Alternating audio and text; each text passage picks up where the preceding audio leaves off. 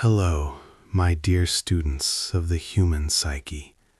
It's Fox, and I'm genuinely pleased to have you join me this evening for an exploration of one of the most morally unsettling and psychologically fascinating characters in contemporary television drama. Tonight, we're stepping into the mind of Dexter Morgan, a man who exists in perhaps the most profound moral paradox imaginable. He is a serial killer who murders serial killers. He is a monster who has constructed an elaborate facade of normalcy around his monstrous nature.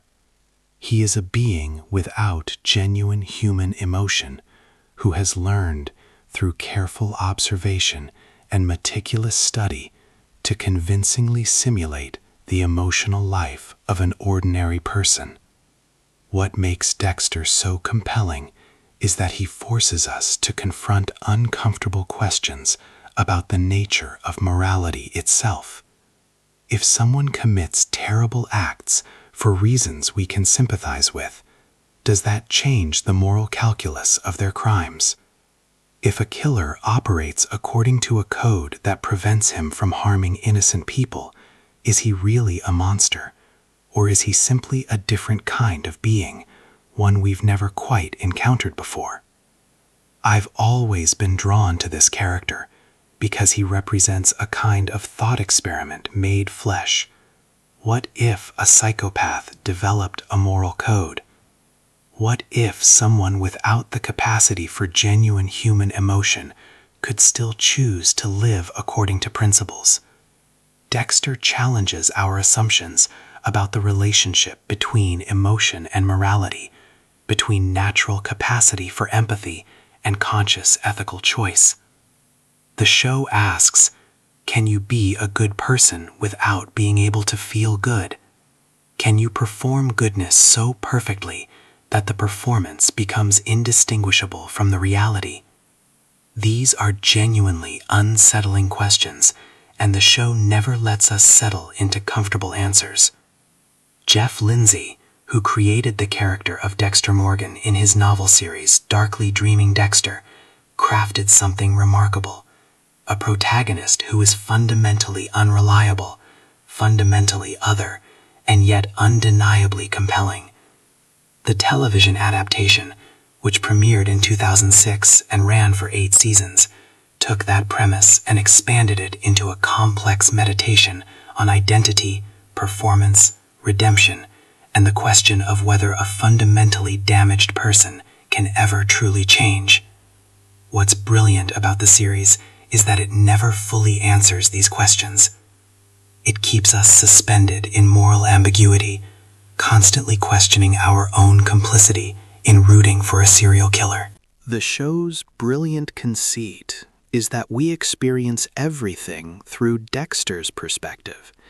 We see the world as he sees it, a collection of potential victims, a landscape of surface-level social interactions that he has learned to navigate through careful mimicry. His famous internal monologue, the voiceover narration that runs throughout the series, is simultaneously charming and deeply disturbing. He speaks to us with a kind of dark humor, with self-awareness about his own monstrosity, but also with a profound disconnection from genuine human experience.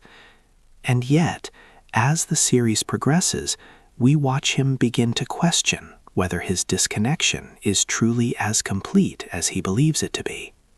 For those of you who wish to support this ongoing exploration of dark narratives and morally complex characters, there are links in the show notes to our Patreon community, where patrons receive early access to episodes, extended analysis of psychological themes, and the opportunity to help shape which stories we explore next.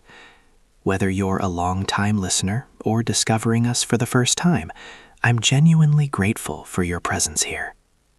Now, let me invite you into Dexter's world. Imagine Miami, not the glamorous Miami of tourism and vacation fantasies, but the real Miami, humid, sprawling, filled with strip malls and unremarkable neighborhoods and countless ordinary buildings that could contain anything behind their doors. The heat is oppressive, relentless.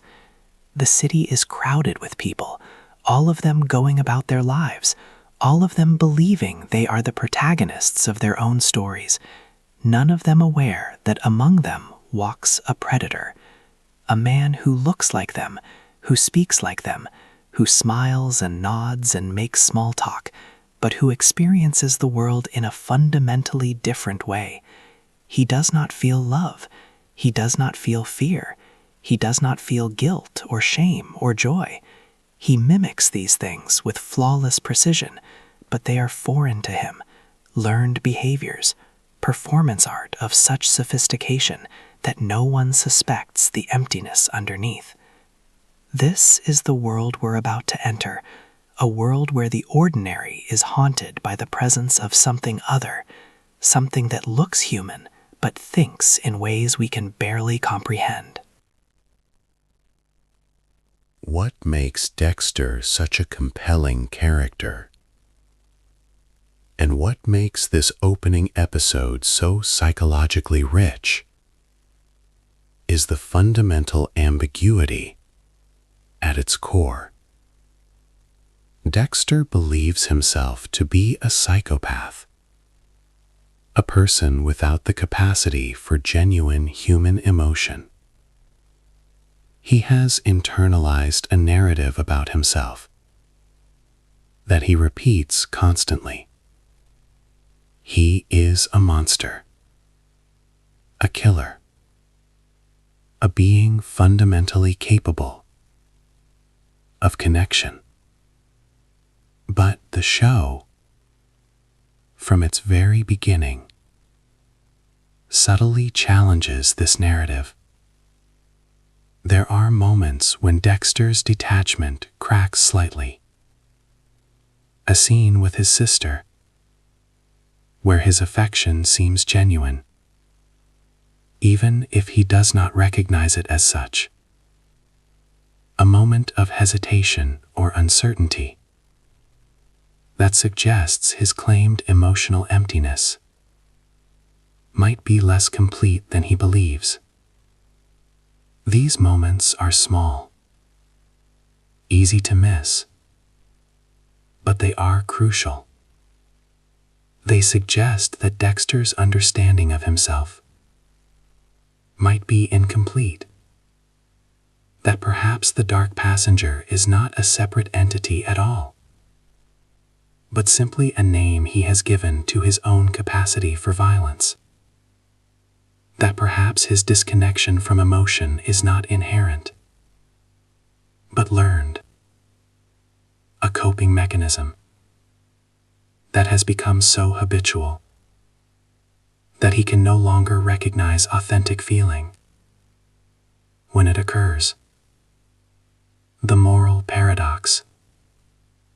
The genius of Dexter as a narrative is that it places the viewer in an ethically indefensible position. We are asked to root for a serial killer. We are asked to want him to succeed in his murders. We are asked to celebrate his cleverness in evading detection. And we do this not because we have become evil people ourselves, but because the show has positioned us inside Dexter's perspective, has made us complicit in his logic. The show is asking a profound question. What is the nature of evil?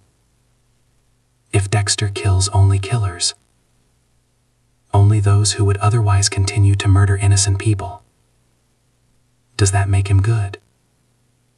Does his motivation, not out of rage or greed or sadism, but out of a kind of twisted sense of justice, change the moral nature of his actions? The show refuses to give us easy answers. It leaves us in the uncomfortable position of having to sit with our own moral ambiguity, our own capacity to sympathize with monstrous behavior, when it is presented in the right context. At the heart of Dexter is a meditation on performance and authenticity. Dexter has constructed an elaborate persona, the functional, slightly awkward, but ultimately good-natured blood-spattered analyst. This persona is so convincing, so meticulously maintained, that no one suspects the reality underneath. Everyone around him believes they know who Dexter is, but they are all interacting with a carefully constructed fiction.